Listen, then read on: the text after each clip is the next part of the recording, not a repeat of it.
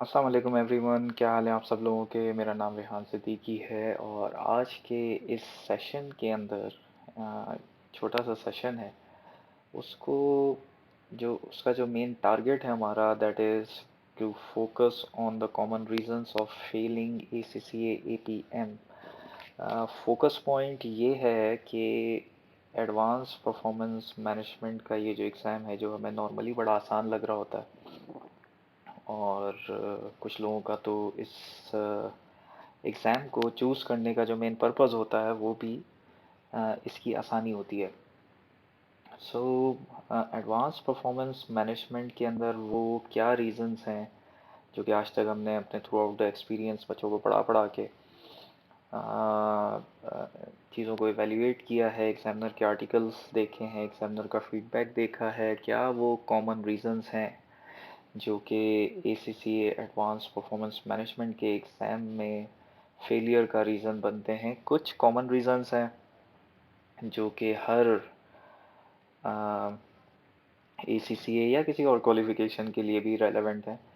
But when it comes to advance performance management, ACCA advance performance management, then यहाँ पे कुछ specific reasons भी हैं जो कि बड़ी आसानी से स्टूडेंट्स ओवरलुक कर जाते हैं, और नतीजा उसका ये होता है कि एग्ज़ाम हॉल से या कंप्यूटर बेस्ड एग्ज़ाम अगर घर पे ही दे रहे हैं कोई, तो एग्ज़ाम अटेम्प्ट करने के फ़ौरन बाद का जो फीडबैक होता है वो ये होता है कि हमारा जो एग्ज़ाम हुआ वो बहुत अच्छा हुआ, सारी चीज़ें समझ आ रही थी, लेकिन जब रिज़ल्ट आता है तो 48 आता है, 47 आता है, 49 आता है, वो बेंचमार्क स्कोर क्रॉस नहीं होता, 50, 51, ये स्टेज नहीं आ पाता। सो देखते हैं कि क्या वो रीज़न्स हैं जो कि एडवांस परफॉर्मेंस मैनेजमेंट के अंदर फेलियर का सबब बनते हैं। फर्स्ट एंड फॉरमोस्ट, जो पहला रीज़न, पहला कॉमन रीज़न हमने देखा है वो बेसिकली इस एग्ज़ाम को सेलेक्ट करने की बेसिस है। आप ये एग्ज़ाम क्यों सेलेक्ट करते हैं? अब फॉर एग्ज़ाम्पल, बहुत कॉमनली जो चीज़ें सुनने में आती हैं हमें, वैसे तो कई लोगों के बड़े स्पेसिफिक किस्म के पर्पस भी होते हैं, जैसे फॉर एग्ज़ाम्पल अभी एक स्टूडेंट है हमारे पास जो कि ACCA क्वालिफाइड है, लेकिन वो फिर भी एडवांस परफॉर्मेंस मैनेजमेंट एग्ज़ाम जो है अटैम्प्ट कर रहा है। क्यों? बिकॉज वो अपना एक बिज़नेस ओपन कर रहा है, और उससे पहले बजाय इसके कि वो कोई MBA वगैरह की स्टडीज़ ऑप्ट करें, वो अपने ACCA की ही स्टडीज़ को यूज़ करते हुए मैनेजमेंट के अंदर जो है एक्सेल करना चाहते हैं और एडवांस परफॉर्मेंस मैनेजमेंट का एग्ज़ाम देना चाहते हैं। But apart from these specifics, कुछ लोगों के जो कॉमन रीजंस होते हैं वो, उनमें देखा जाता है कि APM का जो एग्ज़ाम है बेसिकली इजी है, या उसकी लेंथ बड़ी कम है, इस वजह से इजी है। इस वजह से जो है हम एडवांस परफॉर्मेंस मैनेजमेंट का एग्ज़ाम सेलेक्ट करते हैं। ACCA जल्दी हो जाए, वैसे ही अभी फेलियर का ऑप्शन कम से कम हो गया है, फ़ीस हाई हो गई है, तो जल्दी से ACCA करना है, बस एक ये रीज़न है। दूसरा, क्योंकि मेरा SBL बहुत अच्छा है, इस वजह से मैं APM ले लेता हूँ। दूसरा, ये सुनाई देता है कि SBL की तरह ही है APM। पहले ये चीज़ सुनाई देती थी P3 के हवाले से कि एडवांस परफॉर्मेंस मैनेजमेंट जो है, P5 प्रीवियसली जिसका नाम था, वो बिल्कुल वैसा ही है जैसा P3 है। ये दो कॉमन चीज़ें सुनाई देती हैं हमें अपने स्टूडेंट्स की तरफ से। तीसरा एक फैक्टर ये है कि क्योंकि मेरी थ्योरी राइटिंग बड़ी अच्छी है, इस वजह से मैंने APM लिया। अब ये तीन वो रीज़न्स हैं जो कि जनरली कोई इनमें ऐसी कोई कॉन्ट्राडिक्शन नहीं है। इट इज़ एक्सेप्टेड कि APM का जो सिलेबस है वो शॉर्ट है। इट इज़ ऑल्सो ओके कि कई मॉडल्स जो आप SPL या अपनी प्रीवियस स्टडीज़ में पढ़ते हैं वो APM के अंदर भी हैं। इसमें भी कोई शक नहीं कि मेजॉरिटी 90% एग्ज़ाम आपका जो है वो थ्योरी है, लेकिन ये वो बेसिस नहीं है बेसिकली जिसकी वजह से आपको APM चूज़ करना चाहिए। एपीएम को चूज़ करने के आपके जो रीजंस होने चाहिए बेसिकली, सबसे पहले तो आपको ये देखना चाहिए कि आपका ये सब्जेक्ट है क्या, एडवांस परफॉर्मेंस मैनेजमेंट। क्या आप अपना जो करियर है बेसिकली, क्योंकि ये चॉइसेस हैं एग्ज़ाम की, तो ये चॉइसेस आपको इसलिए दी गई हैं क्योंकि आप अपना करियर भी चूज़ करते हो। So basically you need to align your career objectives with your choices of ACC exams. तो आपने ये जो चॉइस करनी है बेसिकली अपने करियर एम्बिशंस को देख के करनी है, नंबर वन। नंबर टू, अपने कैपेबिलिटी सेट को भी देखना है आपने। माजी में आपने अगर F2 F5 किए हैं, बेसिक एग्ज़ाम्स जो हैं इससे रिलेटेड, कॉस्ट अकाउंटिंग के जो प्रिंसिपल्स हैं आपके वो कितने स्ट्रॉन्ग हैं, F5 के अंदर न्यूमेरिकल्स आपके कितने अच्छे थे, कॉन्सेप्ट्स कितने अच्छे थे। F5 was mainly about numbers. अब F5 के अंदर अगर तो आपके नंबर्स अच्छे थे सिर्फ, लेकिन कंसेप्ट्स ओवरऑल जो थीम था वो इतना स्ट्रॉन्ग नहीं था, then again you will struggle in advance performance management, या एटलीस्ट जो स्टार्ट होगा आपका वो काफ़ी रफ हो सकता है। So you need to make sure कि आपके जो बेसिस हैं बेसिकली एडवांस परफॉर्मेंस मैनेजमेंट को चूज़ करने के, they are good enough. You have solid grounds of choosing APM rather than just this easy stuff of short हो गया, similar models हैं इसके अंदर भी and all that। इन्हीं similar models से related एक और reason जो देखा जाता है, that is difficulty in differentiating it from other exams। अब एडवांस परफॉर्मेंस मैनेजमेंट का अगर एग्ज़ाम ACCA ने बनाया है, तो ACCA के पास इतना फारिग टाइम तो है नहीं कि ACCA एक बिल्कुल सिमिलर एग्ज़ाम दूसरे पेपर्स जैसा बना के आपको चॉइस में दे दे। APM अगर उन्होंने बनाया है तो उसके बड़े स्पेसिफिक किस्म के ऑब्जेक्टिव्स होंगे बनाने के, और वो ऑब्जेक्टिव्स जो है आपने समझना है, आपके सिलेबस के अंदर दिए हुए होते हैं। मैं दिखाता हूँ अभी थोड़ी देर में आपको। सो आपका जो ACCA एडवांस परफॉर्मेंस मैनेजमेंट का कोर्स है वो बिल्कुल SBL की तरह का नहीं है, ये अपने जहन से निकाल लें। भले ही उसके अंदर आपको वो उन मॉडल्स की शक्लें नज़र आ रही हों, वैल्यू चेन एनालिसिस नज़र आ रहा है आपको, सॉर्ट एनालिसिस नज़र आ रहा है, पिछले एग्जाम्स के बजटिंग भी नज़र आ रही है, सब कुछ नज़र आ रहा है आपको, वही जो पहले पढ़ चुके हैं, प्लस कुछ एडिशनल चीज़ें भी हैं। एग्रीड कि पिछली वाली तमाम चीज़ें यहाँ पे आपको दिख रही होंगी, लेकिन इट डजेंट मीन कि उनका पर्पस भी सेम होगा। Purpose will be different. वो पर्पस आपने कैच करना है when you are studying your advance performance management, के भाई पहले मैंने सॉर्ट एनालिसिस जो पढ़ा था वो किस लिए पढ़ा था, और अभी जो पढ़ाया जा रहा है मुझे सॉर्ट एनालिसिस, वो आखिर में क्यों पढ़ रहा हूँ।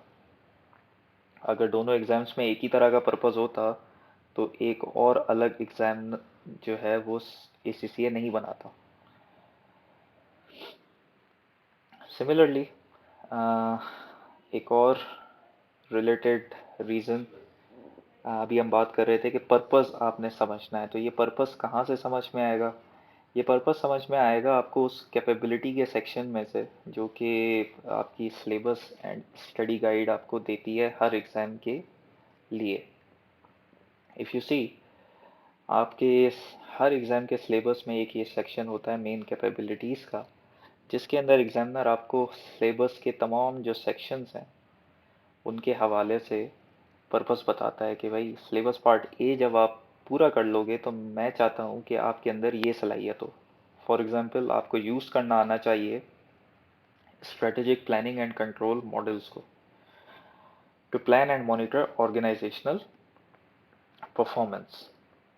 अब ये पर्पस अगर आप अचीव कर लेते हैं इन इट्स ट्रू सेंस, तो सिलेबस पार्ट ए के अंदर आपने जितने टॉपिक्स पढ़े हैं उनसे रिलेटेड जो भी क्वेश्चन आपके एग्ज़ाम क्वेश्चन में आएगा उसका जब आप आंसर लिखोगे तो वो बेसिकली इस कॉन्टेक्स्ट में चेक हो रहा होता है। So you need to ensure कि आपके जो आंसर्स हैं वो इस कैपेबिलिटी सेट के हवाले से एग्जामिनर को आप प्रोवाइड कर रहे हो, और यही कैपेबिलिटीज़ बेसिकली एग्जामिनर चेक भी करता है आपकी रिक्वायरमेंट्स के थ्रू। तो ये पर्पसेस हैं बेसिकली, ये कैपेबिलिटी सेट बेसिकली पर्पस है आपका एडवांस परफॉर्मेंस मैनेजमेंट की स्टडीज़ का, जो कि आपने सीखना है through out your preparation. Number 4, जो कि किसी भी एग्ज़ाम के लिए ख़तरनाक सिचुएशन है, and that is cherry picking. APM जैसे कि नॉर्मली एक्सेप्टेड है आपके इंटायर एसीसीए के स्टूडेंट्स में, कि एपीएम का syllabus is quite short. Given this shortness, given the short length of the syllabus, हमारे पास बहुत कम मार्जिन रह जाता है चीज़ों को छोड़ने का। अगर आप इसमें से भी चेरी पिक करेंगे, then there are high chances कि जिस चीज़ को आपने छोड़ा है, नॉर्मली दूसरे एग्जाम्स में क्योंकि लेंथ बहुत ज़्यादा होती है, तो एक आध कॉन्सेप्ट को अगर आप मिस भी कर जाते हो तो एक्सपेक्टेशन होती है चलो यार आएगा भी तो 5 मार्क का आ जाएगा, कुछ इस तरह से टच हो जाएगा, छोड़ देंगे एग्जाम में, खैर है। लेकिन यहाँ पे बुरा सीन ये है आपके साथ कि अगर आप चेरी पिकिंग करते हैं किसी कॉन्सेप्ट की, तो उन कॉन्सेप्ट्स पे एग्जामिनर ने पूरे पूरे 25 मार्क्स के क्वेश्चन दिए हैं पास्ट में, अभी भी आते हैं और आते रहेंगे। रीज़न बीइंग कि इसका सिलेबस शॉर्ट है, इसके अंदर जो भी उन्होंने आपको दिया है वो बड़ा गिना चुना सा स्टफ है। कोई भी चीज़ इसके अंदर ऐसी नहीं दी इन्होंने कि एक्स्ट्रा हो, चलो एग्ज़ाम एग्ज़ाम कर लेंगे कभी, नहीं भी करेंगे, खैर है। इंटायर सिलेबस जो है बहुत ही कनेक्टेड है एक दूसरे के साथ। अगर आप दोबारा ये मेन कैपेबिलिटी सेक्शन देखेंगे तो इसके नीचे ही एग्ज़ाम की रिलेशनल डायग्राम दी हुई होती है। अगर आप ये डायग्राम देखेंगे तो आप देखेंगे कि ये तमाम सिलेबस का एरिया जो है आपका ए टिल डी, बाकी जो सेक्शन है आपका प्रोफेशनल स्किल्स का एंड एम्प्लॉयबिलिटी स्किल्स का, that is there to support, और वो अलग से टेस्ट होगा फॉर 20 मार्क्स, जिसकी प्रिपरेशन भी लाजमी है। आपने through out your exam question practice आपने उसको प्रैक्टिस करना है। बट सिलेबस पार्ट ए से लेकर डी तक अगर आप देखेंगे तो कोई भी चीज़ अकेली नहीं है, they are all connected with each other. A का कनेक्शन बी सी डी सबके साथ है, फिर रिवर्स में डी का कनेक्शन बी सी ए सबके साथ है, and all others are also connected with each other. So examiner कभी भी कोई भी टॉपिक अगर आपको देगा तो इस रिलेशनल डायग्राम के हवाले से ही वो सिनेरियो के अंदर और सारी चीज़ें चल रही होती हैं। So you can not afford to cherry pick anything, क्योंकि एग्जामिनर ने अगर उस चेरी पिक चीज़ पे आपको पूरा क्वेश्चन दे दिया, then you don't have options in your professional exams now. अब आपको एग्ज़ाम्स सारे अटेम्प्ट करने ही होते हैं। So ultimately you will be losing out your entire scope for 25 marks, which is very, very hazardous when it comes to advanced performance management.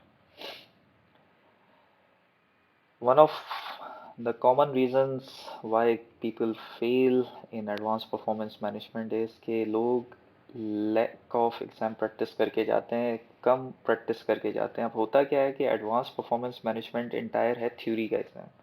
Normally practice का जो concept है हमारे जहन में, जो हम शुरू से सुनते आ रहे हैं, प्रैक्टिस मेक्स परफेक्ट, तो वो चलता है थोड़ा नंबर्स के हवाले से, कैलकुलेशंस, फार्मूलाज, कैलकुलेटर हाथ में होना चाहिए, उस हवाले से हमारा प्रैक्टिस का माइंड चल रहा होता है। लेकिन जब किसी थ्योरी के एग्ज़ाम की बात आ जाए जहाँ 90-95% थ्योरी हो, तो उसकी प्रैक्टिस में हम बेसिकली कतराते हैं।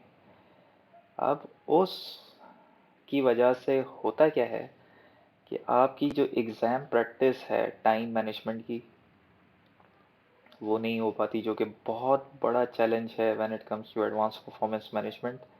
इसके जितने भी आंसर्स हैं आप देखेंगे, चाहे बीपीपी के हों, कैपलान के हों, एग्जामिनर के हों, या आप खुद भी लिख रहे हों, हाथ रोकना मसला बन जाता है उन लोगों के लिए जिनको कोई टॉपिक आ रहा हो।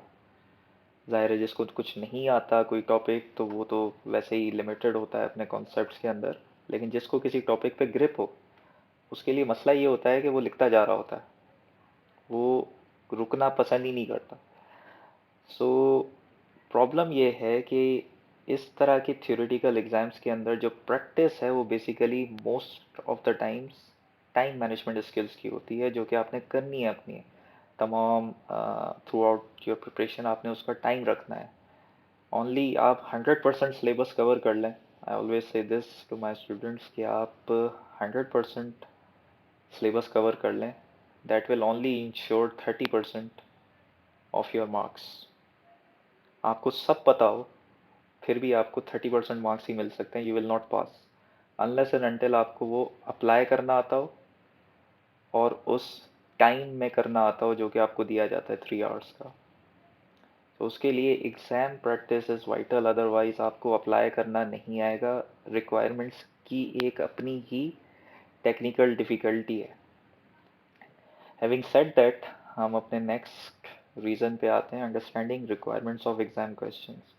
एडवांस परफॉर्मेंस मैनेजमेंट की रिक्वायरमेंट्स को अंडरस्टैंड करना has been one of the biggest challenges which students face। ये एग्जामिनर भी मानता है, एग्जामिनर भी कहता है, और यही रीज़न है कि 2007 से लेके आज तक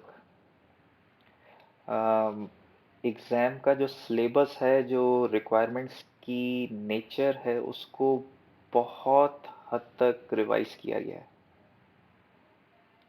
अगर आप इन दो सिलेबसेस को मैच करेंगे फ्रॉम 2007 टिल डेट, तो आपको कंटेंट ऑफ द सिलेबस में कोई ज़मीन आसमान का फ़र्क नज़र नहीं आएगा।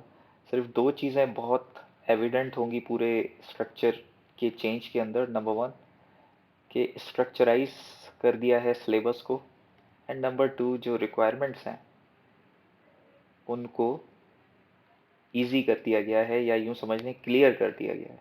पहले इतनी क्लैरिटी नहीं होती थी, तो अभी काफ़ी क्लियर कर दिया गया है। लेकिन स्टिल अब जो नया फ्लेवर है, दैट इज़ बेसिकली एग्जामिनर अपने आप को जो है सीईओ